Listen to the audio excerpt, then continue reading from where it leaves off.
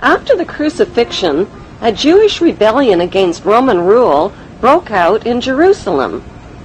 The Roman soldiers destroyed Solomon's temple, burned Jerusalem, and eventually renamed the land of Israel Palestine.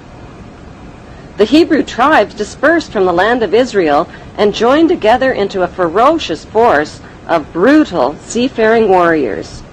They named themselves after their 6 great ancestors, the 6 Hebrew Hyksos kings who once ruled Egypt.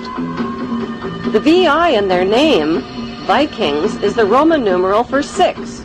6 kings. Was the largest tribe of Israel and the first to replace the god of Judaism with pagan fertility gods. The tribe of Dan became seafaring pirates, looting their way from Greece along the Mediterranean, leaving evidence of their migration route. Like signposts, they incorporated the name of Dan into the names of mountains, towns, and rivers, like the mighty river Danube. They raided their way up the coast of Europe and built settlements in the British Isles and in Scandinavia. The country of Denmark literally means the mark of Dan. Carvings of snakes and dragons on their ships, the red and white stripes on their sails, and archaeological relics reveal that the tribe of Dan became none other than the dreaded Vikings. The pagans arrived like stinging hornets, and spreading on all sides like fearful wolves, robbed, tore, and slaughtered not only beasts of burden, but even priests and monks and nuns. They came to the church of Lindisfarne and destroyed everything, trampled and polluted the holy places. Their mouths froth, their eyes stare, they howl like wild beasts. Joined by the Israeli tribe of Naphtali, they continued their reign of terror through the British Isles, accumulating massive amounts of wealth. Then the unthinkable happened.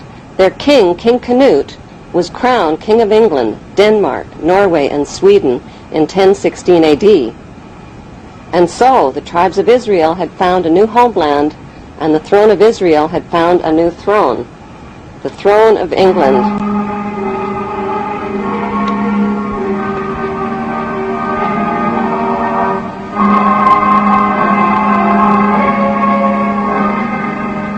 Danish royalty from the tribe of Dan intermarried and became related to almost all of the monarchies of Europe, including Queen Elizabeth of England. The bloodline of the tribe of Dan was firmly established in royal power circles. A unique Viking genetic disease called Dubitraz contracture, causing tightening of the tendons in the hand, give it a claw-like appearance. U.S. President Ronald Reagan and British Prime Minister Margaret Thatcher contracted the Viking genetic disease and are believed to be descendants of the Vikings, and thus descendants of the tribe of Dan.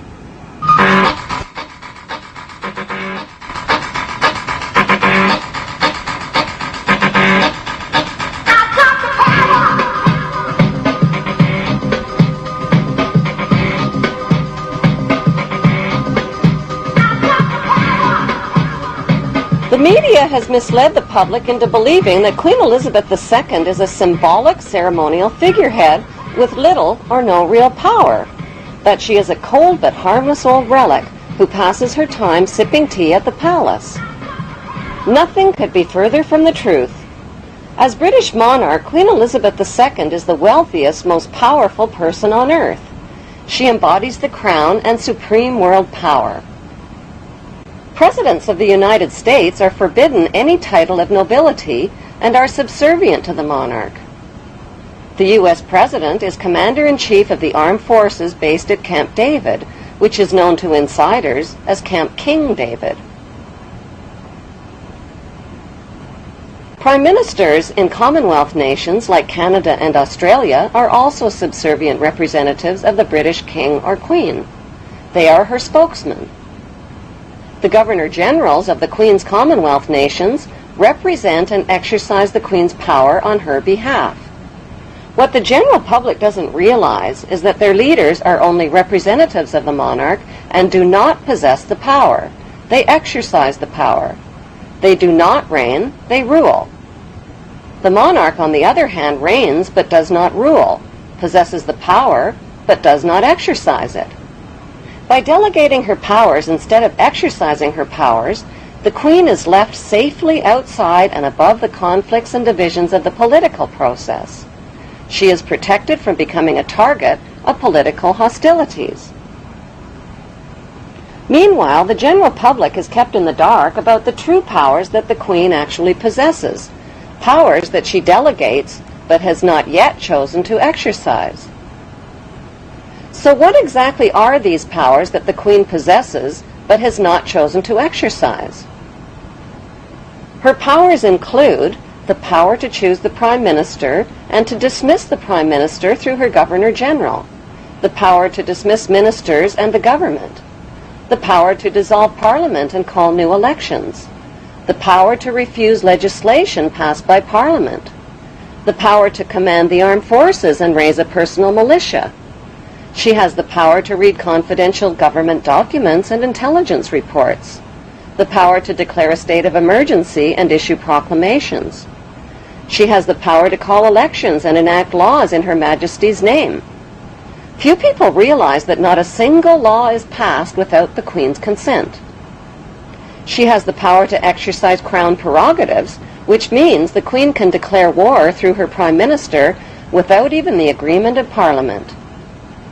She has the power to grant and bestow titles and honors like Sir, the power to pardon convicted criminals.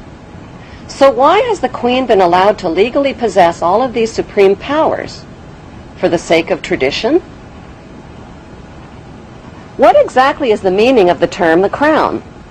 The Crown is defined as executive powers exercised in the name of the monarch. The actual crown itself, worn by the monarch, is a symbol of the Queen's executive powers. The Parliamentary Oaths Act of 1866 requires all leaders of 54 Commonwealth nations to swear an oath of loyalty to the Queen, not to the people who elected them. I swear by Almighty God that I will be faithful and bear true allegiance to Her Majesty Queen Elizabeth, her heirs and successors according to law, so help me God. Those who do not swear allegiance to the Queen are deemed unfit for office, including the Prime Minister, police, military, judges, legislators, lawyers, and public servants. New citizens to the Queen's Commonwealth nations must swear allegiance to Her Majesty the Queen. Public land in the Queen's colonies like Canada is called Crown land and includes Aboriginal land. Government corporations are called Crown corporations. The Central Bank of Canada and the Canadian Mint are Crown corporations independent of most government controls. Neither Canada nor Australia, two huge and independent countries in their own right, has dispensed with her services as their head of state.